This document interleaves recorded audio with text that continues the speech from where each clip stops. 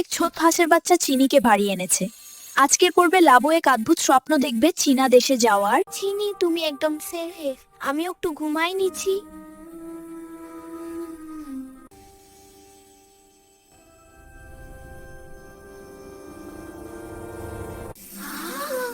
আরে চিনি, তুমি এত বড় হয়ে গেলা।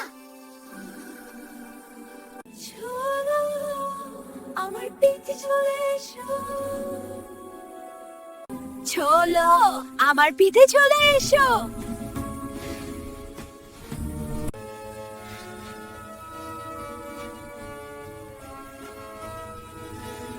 ওয়াও চিনি, তুমি তো উড়তে পারো।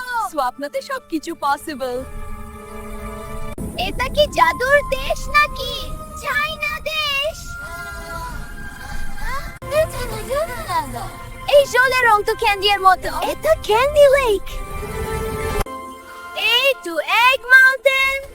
এই পাহাড় তো ডিমের মতো।